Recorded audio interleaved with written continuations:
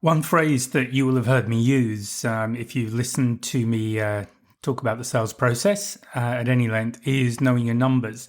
And that's really what I'm going to talk about in this podcast. And I'm going to talk about how data analytics can help you, but essentially that's what it is. So it's knowing what your numbers are.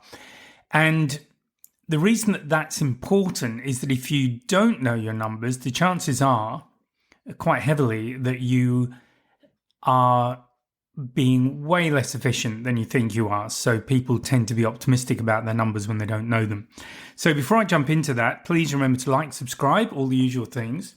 Now, the first thing I will talk about with data analytics is to know your customer journey, let's call it that. So what I mean by that is basically what are the steps from you making first contact with a potential customer and you signing off on an order with them. What is the process that you need to go through in order to get from the start to the finish, if we regard the order for the purposes of this podcast as the end of the process? So the first thing to note is that you should be able to define that into very clear stages. If you can't, then you really need to sit back and look at what those stages are. So think about sales you've made, if you've made sales, and what were the steps involved in that process. So was it, did they respond to an ad in social media, for example? Did you have a qualifying call with them? Did you arrange a meeting with them? Was there an evaluation or a demonstration? And then how did the sale occur? So what are the steps? And it's really important to know what those steps are, because then you can then start putting numbers against each stage. So, for example, for every advertisement that you get a response to, how many of those responses resulted in a telephone call? So it may be that you had 10 people respond to an ad, and when you try to make a call or follow up with them, only 1 in 10 would accept the follow-up. So the rest were tire kickers, for the want of a better expression. And what does that tell you? Well, in that instance, if I was to look at a rate like that, so I would typically expect the conversion rates to be roughly 1 in 3. Now, you can do a bit of research to look at your own industry. What are the conversion rates? Hopefully you can find that through Googling. But if you don't have a reference, then I would suggest somewhere between 1 in 3 and 1 in 5 at each step. Because if you think of it, if you've got 5 steps in your process and you are converting 1 in 10 at every step, if you multiply that back, you're looking at least 50. Actually, it's less than that. Sorry, it's more than that. You're looking at hundreds of inquiries to get an order. So if you're good at the maths, you'll work that out. Always have to sit down and look at these things. But the fact is, you need to know what your conversion rates are. So, for example, if I'm putting an ad out there and of those responses that I get to the ad, only 1 in 10 is moved on to the next stage, I would probably look at the ad to look at whether or not it's tight enough. Am I being specific enough in who I'm targeting? Now, as I've said, this will depend on the industry, and this 1 in 10 might be normal for the industry you're in. But ideally, you want to get these conversion rates as small as possible, because if you are converting, say, 1 in 5, then to move from one step to another, you need 5 people at one step to move on to one person in the next. If you convert 1 in 3, then it's only 3 people before you move on to the next step. So I hope this is making sense. So this is what I mean by data analytics. And if you start using, I'm going to assume you're using a CRM, a customer relations management software package, where you can track your contact with clients, how many phone calls you're having with them, keeping note of essentially what happened in those calls, how many meetings you're having with them, again, summarize the meetings, and how many orders you're getting, and also where that lead originally came from. All of this stuff is gold for your business, because you may well find that there's a correlation between the people who are most likely to buy and how they found you. Now, if that's the case, then that would, or my interpretation of that would be to look at the source that is providing the most successful leads and really focus my marketing, my advertising on that source. So again, what we come down to is that knowing your numbers, and the more numbers you have, the more you can drill into this, you start to see where you are being effective and where you're not being effective. And of course, what you can then do is focus on the areas where you're being effective. Where you're not being effective, that might be a case of perhaps walking away from that area, or it may be that this is a key area that you're targeting and it just says that your messaging isn't correct. And by messaging, that essentially is what happens at any stage. So obviously there'll be a message in any advertising. You'll be offering a particular proposal at a particular offer for each individual product. So each product has its own offer, each service has its own offer, and you will target a particular avatar for each offer. And how you define that avatar, it really is important because it tells you where you need to be. So an analogy that I've borrowed from somebody else that I think is very good though, and it's a good way of thinking about this, is that if you are selling to people driving down the road past you, you want to be positioned by that road. So you need to be where they are. If you are positioned half a mile back up a hill and you're looking down on the road, you're probably not going to get too much success. And it might sound a bit obvious, but unfortunately, a lot of people, that's what they do. They stick themselves where they feel they should be, and they don't look at where the clients are. So it's really important that you position yourself in a place where you can be easily found, easily seen, and you take it from there. So having these data analytics are really important right from the off. It means that you can make sure you're in the right place. You can make sure the messaging you're using is correct. If you're not sure how to do that, then a good way of doing it is A/B testing, so split testing. And if you're not familiar with that, essentially an example is running the same ad.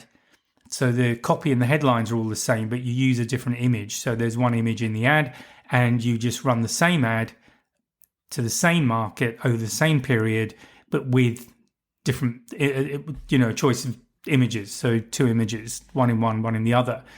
And what you're looking for is to see if there's a difference between the response to the pictures, which ad has.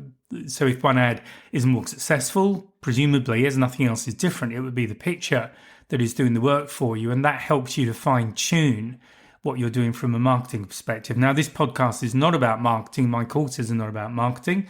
It's about face-to-face sales. But the point is there are numbers all the way through. And I do know that when I was working as a salesperson for a business, I used to make full use of the CRM.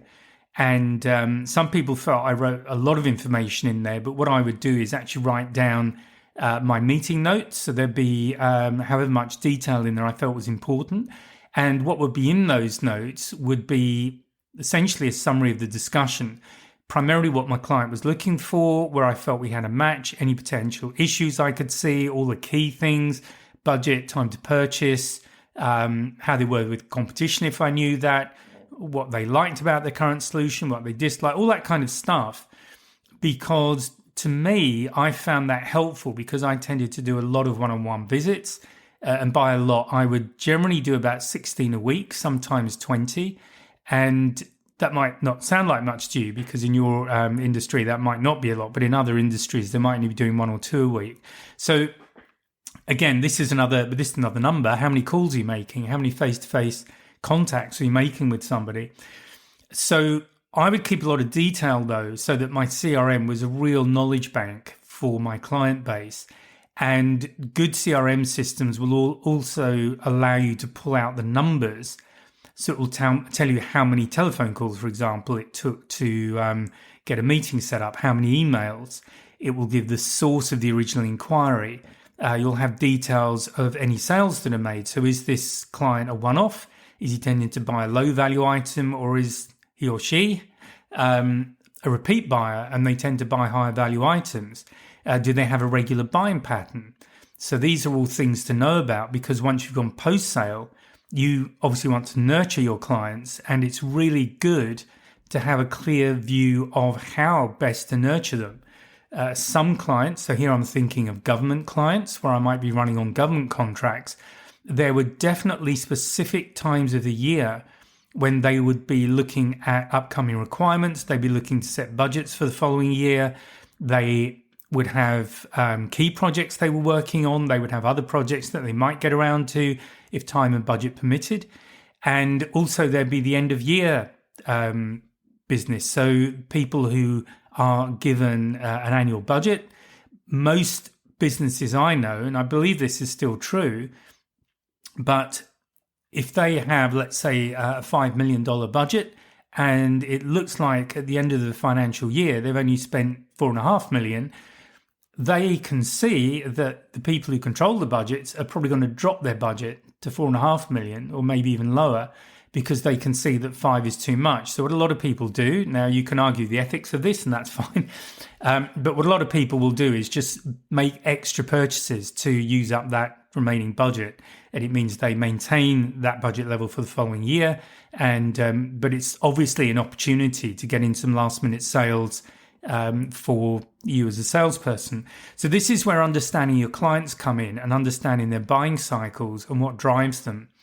And all of this can be put into the data analytics. So if you have been going a while, you can look back at the buying history of certain clients, and you'll see that there are certain, so for example, if you're running, let's say a calendar year from the 1st of July to the 30th of June, which is what happens in Australia, you may well find that around May time, they're setting the budgets, maybe even earlier at April, they're looking at the budgets for the following year.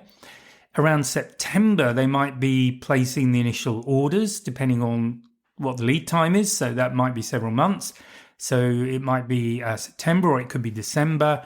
But what they will be doing is making sure they get these purchases made and that everything can be delivered easily within the confines of the financial year, because in a lot of cases, they won't actually make payment until the goods have been delivered, and sometimes 30 days or 90 days even after the goods have been delivered. So you've got to have all this stuff in mind when it comes to understanding your clients' buying cycles. And then you know what times of year you need to be seeing them to make sure that you are getting, the proportion of business that you would hope to get for the year. So data analytics can definitely help you with that. Other things that it can help you with is just generally streamlining. So I've already spoken about looking at conversion rates, looking at how you can improve those. And all of this is about streamlining your process. It's about getting more efficient at each stage. And although I did an awful illustration of the numbers, I assure you in the course they are really good. I have properly worked them out, but I'm not that good at doing them in my head. You can get a very clear advantage of where your weak points are, and this is absolutely fundamental. So in the last podcast, I actually spoke about how to welcome objections, because they give you really valuable feedback that you can use to improve your whole sales process. And in fact, if you're taking that kind of thing on board, the chances are you're going to improve your conversion rate at that stage. So at the one-to-one meeting with the client where you are going for the order, going for the close. So again, data analytics are really important, because if you are seeing that there is one area in your process where your conversion rate is quite different to what you're getting elsewhere, it may well, not 100%, but there's a very good chance it's highlighting a stage in your process that is not working properly. Whether that's you as a salesperson or something else that's going on there, is basically underlining that particular stage is not working so well. And what you need to be doing, obviously, is making sure that you've got good conversion rates at every stage of the process. And working back again, it means that to get a particular total number of orders in the year, if your conversion rates are good, it takes a lot less effort on your part to actually make sure you're going to hit those numbers. And The other thing about the analytics is to make sure you keep track of them. I would say definitely monthly. You need to be on top of those numbers. The reason I say monthly is that if there are any problems, you want to be able to pick them up as early as possible.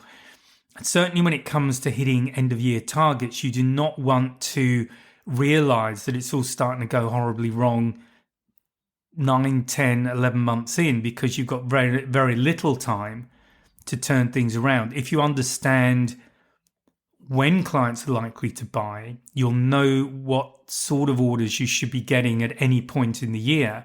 And if you are falling short, you really want to be able to identify a shortfall, I should say, as quickly as possible, because then you've got time to remedy it.